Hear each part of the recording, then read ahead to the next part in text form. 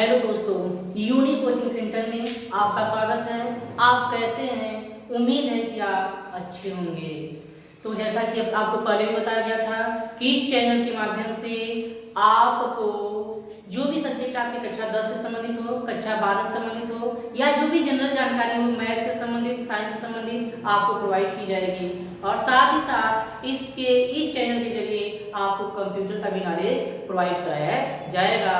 तो इस तरह से एक सीरीज के रूप में मैं आपको कक्षा 10 से साइंस से संबंधित वीडियो जारी कर रहा हूँ। इसके पहले वीडियो में यानी पिछले वीडियो में कर सकते हैं आपको प्रकाश यानी भौतिक विज्ञान में कक्षा 10 में भौतिक विज्ञान में प्रकाश का परावर्तन तथा अपवर्तन नामक पाठ से संबंधित जानकारी प्रोवाइड की गई है।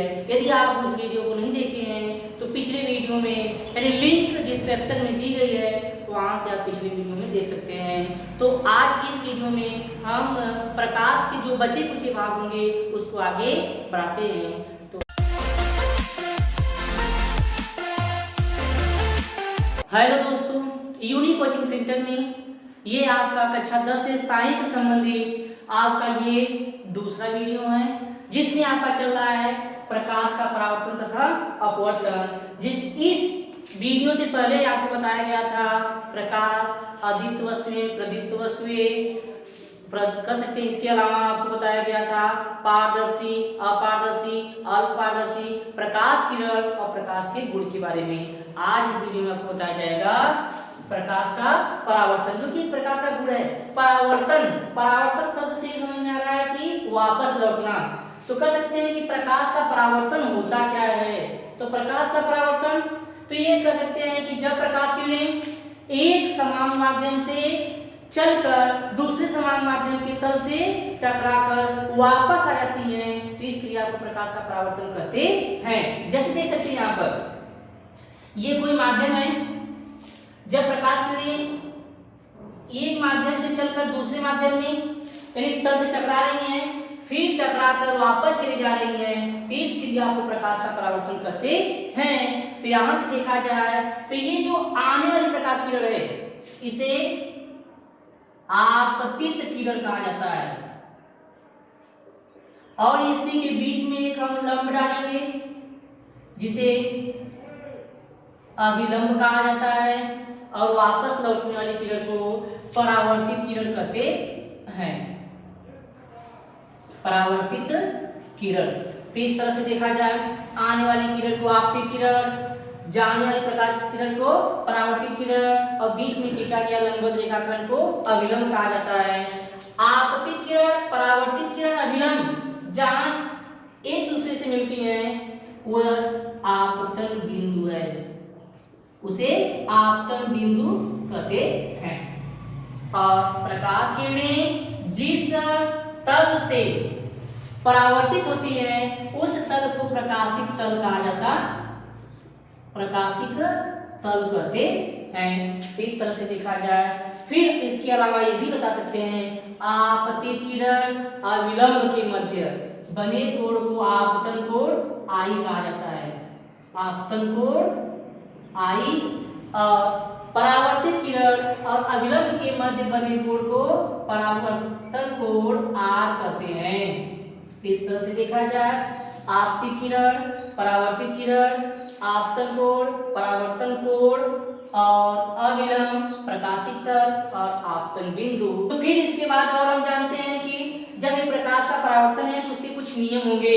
तो अगला टॉपिक आपका है प्रकाश के परावर्तन का नियम। प्रकाश के परावर्तन का नियम। तो इस तरह से कर सकते हैं कि प्रकाश के परावर्तन का नियम, प्रकाश के परावर्तन के दो नियम होते हैं। पहला नियम होता है आपतन कोण सदैव परावर्तन कोण के बराबर होता है। कहने का मतलब ये है प्रकाश किरणें जिस कोण से आपतित होती हैं उसी कोण से परावर्तित होती हैं, अर्थात प्रकाश किरणें जिस कोण से आती है उसी कोण से वापस चली जाती हैं। अर्थात नंबर 1 है आपतन कोण परावर्तन कोण के बराबर होता है, अर्थात आई बराबर कोण आर। फिर नंबर 2 है आपतित किरण, परावर्तित किरण और आपतन बिंदु पर खींचा गया अविलंब तीनों एक ही तल में होते हैं, एक ही समतल में होते हैं। इस तरह से कहा गया कि प्रकाश के परावर्तन के दो नियम हैं। अब दिख रहा है आपका दर्पण। तो दर्पण यानी कि प्रकाशिक यंत्र। तो प्रकाशिक यंत्र कह सकते हैं कि वे यंत्र जो प्रकाश के नियमों का पालन करते हैं वे प्रकाशिक यंत्र कहलाते हैं। तो प्रकाश के नियम जो कि आपके पिछले वीडियो में बताया गया होगा, परावर्तन, अपवर्तन, ध्रुवण, विवर्तन, व्यतिकरण इत्यादि जो भी नियम है इसके, अब कह सकते हैं कि यहाँ पर प्रकाश का परावर्तन। तो इस तरह से कहा जाए दर्पण प्रकाश के परावर्तन के नियम का पालन करने वाले यंत्र को क्या कहते हैं? दर्पण कहते हैं। अर्थात वह यंत्र जो प्रकाश के परावर्तन के नियम का पालन करते हैं वे दर्पण कहलाते हैं। दर्पण दो प्रकार के होते हैं। नंबर एक होता है समतल दर्पण और नंबर दो होता है गोलीय दर्पण। नंबर एक होता है समतल दर्पण, नंबर दो होता है गोलीय दर्पण। तो कह सकते हैं कि इनका नामकरण तलों के आधार पर हुआ है। तो नंबर एक समतल दर्पण, जब प्रकाश का परावर्तन समतल भाग से हो उसे समतल दर्पण कहा जाता है। जैसे हम घरेलू उपकरण के लिए या घरेलू जो दैनिक जीवन में उपयोग करते हैं मिरर, एक तरह से समतल दर्पण की भांति कार्य करता है। तो फिर उसके बाद है गोलीय दर्पण, अर्थात जब प्रकाश का परावर्तक तल या प्रकाशिक माध्यम गोली हो या वक्रीय हो, ऐसे दर्पण को गोलीय दर्पण कहते हैं। और गोलीय दर्पण आपका दो प्रकार का होता है। नंबर एक है अवतल दर्पण और नंबर दो है उत्तल दर्पण। नंबर एक अवतल दर्पण, नंबर दो उत्तल दर्पण। इस तरह से कहा जाए अवतल भाग और उत्तल भाग। अवतल का मतलब होता है दबा हुआ और उत्तल का मतलब होता है उभरा हुआ।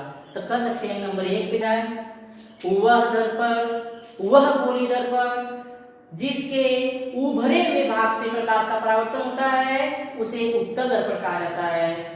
और वह दर्पण जिसके दबे हुए भाग से प्रकाश का परावर्तन होता है अवतल दर्पण कहते हैं। तो इस तरह से देखा जाए जैसे ये कोई गोलीय दर्पण है, पहले इसके पहले हम समतल की पर चर्चा कर सकते हैं थोड़ा से कि समतल यानी कि जब प्रकाशित तल समतल हो तो समतल भाग से प्रकाश का परावर्तन हुआ इसे समतल दर्पण कहा गया।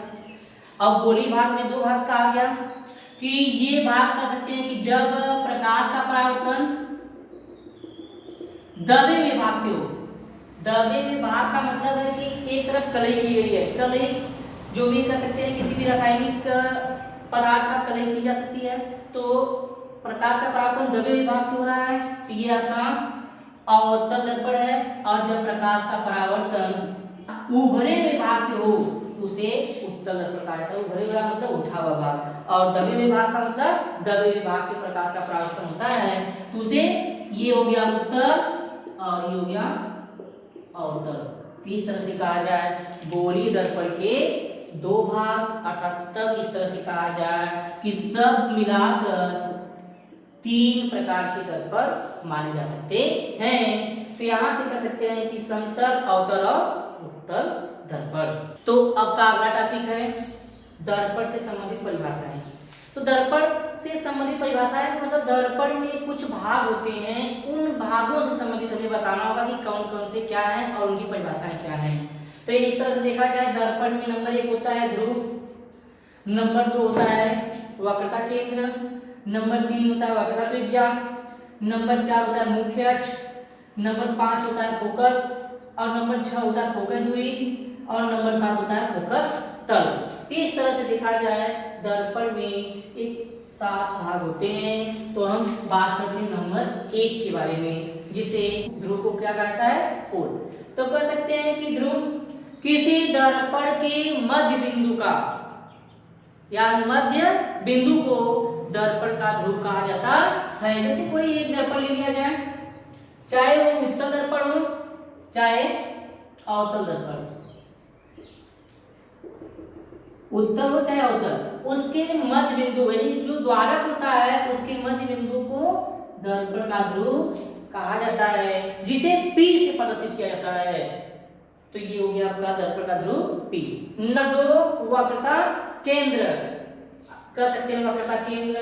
गोलीय दर्पण जिस खोखले गोले का भाग होता है उसके केंद्र को वक्रता केंद्र कहते हैं। तो इस जिस खोखले गोले का भाग होता है उसके केंद्र को वक्रता केंद्र कहा जाता है। तो ये केंद्र मान लेते हैं, और ये आपका उत्तर दर्पण और ये आपका अवतल दर्पण, ये वक्रता केंद्र C हो गया। यानी गोली दर्पण जिस खोखले गोले का भाग होता है उसके केंद्र को वक्रता केंद्र कहा जाता है। तो इस तरह से कर सकते हैं कि ये केंद्र C है आपका। और फिर नंबर 3 टॉपिक है वक्रता त्रिज्या। यदि गोली दर्पण जिस खोखले गोले का भाग होता है उसकी त्रिज्या को वक्रता त्रिज्या कहते हैं, और वक्रता त्रिज्या को R से प्रदर्शित किया जाता है। और दूसरी भाषा में कह सकते हैं कि वक्रता केंद्र और ध्रुव के बीच की दूरी को वक्रता त्रिज्या R कहा जाता है, कैपिटल R। फिर नंबर 4 है आपका मुख्य अक्ष। दर्पण के ध्रुव और वक्रता केंद्र से होकर जाने वाली रेखा को मुख्य अक्ष कहा जाता है। उसे क्या कहते हैं? मुख्य अक्ष। तो इस तरह से कहा जाए। फिर उसके बाद तो अगला टॉपिक है फोकस। तो कह सकते हैं कि मुख्य अक्ष के समांतर चलने वाली प्रकाश किरणें, समांतर का मतलब होता है कि बराबर होना चाहिए उनके बीच की दूरी प्रत्येक बिंदुओं पर। तो मुख्य अक्ष के समांतर चलने वाली प्रकाश किरणें परावर्तन के पश्चात जिस बिंदु से होकर जाती है या जाती हुई प्रतीत होती है। तो जाती है या प्रतीत होने का मतलब होता है कल्पना किया जाता है।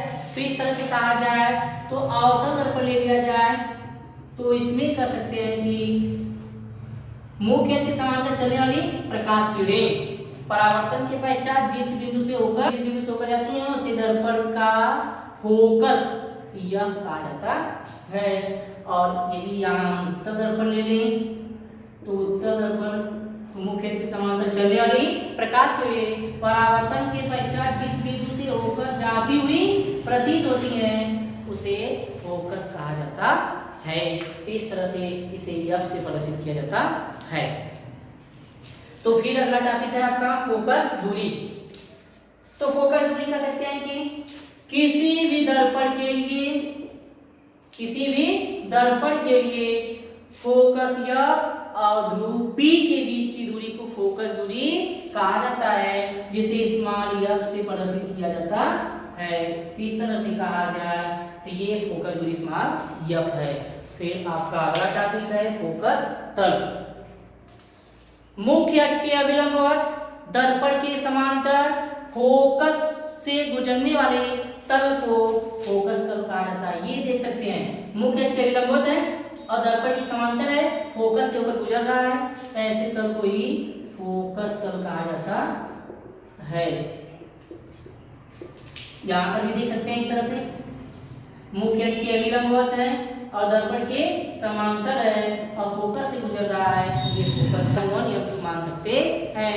तो कह सकते हैं कि आज इस वीडियो में आपके प्रकाश से संबंधित जो आगे की जानकारी थी, प्रकाश का परावर्तन, प्रकाश के परावर्तन पर निर्भर होने वाले यंत्र यानी प्रकाशिक यंत्र के बारे में और उससे संबंधित परिभाषाओं के बारे में बताया गया है। तो उम्मीद करते हैं ये वीडियो आपको पसंद आया होगा।